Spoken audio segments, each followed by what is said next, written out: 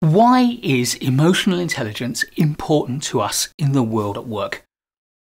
This is not going to be an academic video in which I describe all the research and quote all the sources, but rather I just want to give an indication of the most important reasons the researchers have found for us to consider emotional intelligence as an important consideration to learn about to improve our performance in the world at work.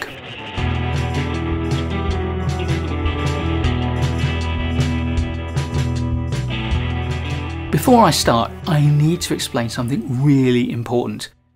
Most of the effects that I'm going to describe that researchers have discovered are correlations. Now, a correlation is when two things happen at the same time.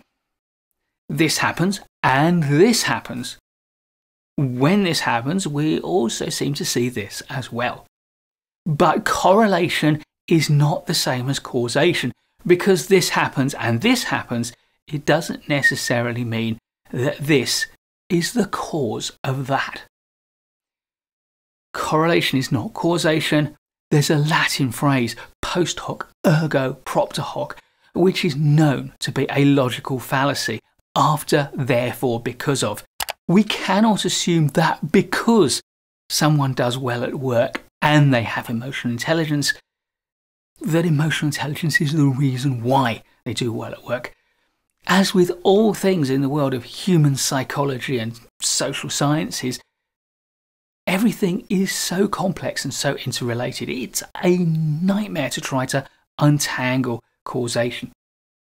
However, a lot of the effects I'm going to describe do have strong correlational evidence, and it's also important to note that nobody has ever documented any potential downsides to being better at understanding your emotions and those of the people around you. We'll look at 5 reasons to engage with the idea of emotional intelligence and to possibly work on improving your emotional intelligence in the world at work. And the first of them is improved relationships. Your ability to express yourself and your feelings and to understand and empathise with the feelings of the people around you is vital to building good working relationships. If emotional intelligence is going to make any difference to our lives at all, it's in our relationships that we'd first expect to see some real solid evidence. Second is workplace performance. It wouldn't be surprising if the ability to understand people, the ability to influence them and to form stronger relationships would lead to higher levels of workplace performance. This seems especially so in the kinds of job roles that rely on high levels of collaboration or your ability to influence or negotiate with people. Roles like sales, for example. Third is negotiating skills. Your ability to understand others and to improve the personal relationships you have with them would seem very likely to increase your ability to influence the people around you and to conduct effective negotiations. And of course, one key element of emotional intelligence is your ability to regulate your emotions. And negotiations are stressful times where your emotions can rise up and yet undermine the negotiation. So, your ability to influence others, to read the situation, to manage your emotions, seems to have a positive impact on your ability to negotiate. Fourth is leadership effectiveness. Now, Daniel Goleman wrote the best-selling book on emotional intelligence, and he then followed it up with another about working with emotional intelligence and applying the ideas to the world of work. His third bestseller was called The New Leaders, and it applied the emotional intelligence framework to the world of leadership in work. Goleman cites a lot of examples in his books that seem to suggest that leaders do better and lead more effectively when they have higher levels of emotional intelligence. And there is a story on Wikipedia about Johnson & Johnson and how senior executives were captivated by the ideas in Goleman's books and invested in research to evaluate it for themselves in their own workplace.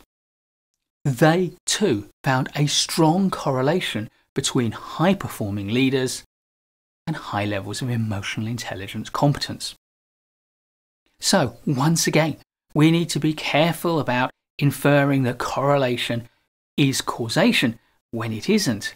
However, once again, there does seem to be a large amount of evidence supporting the assertion that emotional intelligence can support leadership effectiveness. Fifth is mental health and general well-being. There's a strong relationship between stress and general well-being. And one significant outcome of long-term stress can be an adverse impact on your mental health. And to the extent that a part of stress, at least, is emotional, it wouldn't be surprising if there was some form of causal link between emotional intelligence and general well-being and mental health. However, as with all things connected to the mind, the connection is probably going to be fiendishly complex and hard to unravel.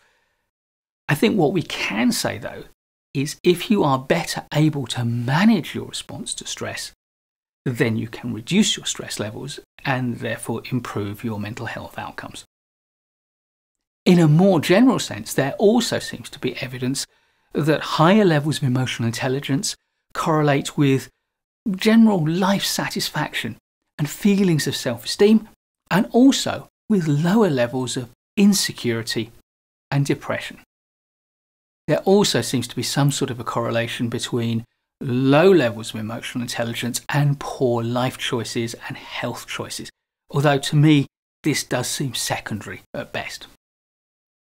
My overall conclusion is coloured by the simple fact that all social science and psychological experimentation is hard to do. It's hard to find satisfactory large samples, and it's hard to replicate. In fact, it's very hard to simply design experiments that are properly controlled. Therefore, the evidence that we will get in support of emotional intelligence is likely to be loose at best.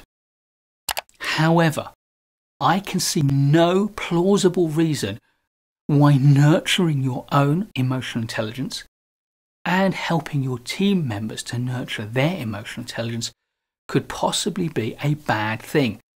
I can't see how, from the evidence, there is any way that it can have an adverse impact either on your workplace performance or on your mental health and general well-being. It seems to me likely that there will be benefits even if we can't prove it. But it seems equally unlikely that there will be any downsides. Please do give this video a like if you've enjoyed it and learned from it. I'll be creating loads more great management courses content, so please do subscribe to the channel and hit the bell so you don't miss any of them.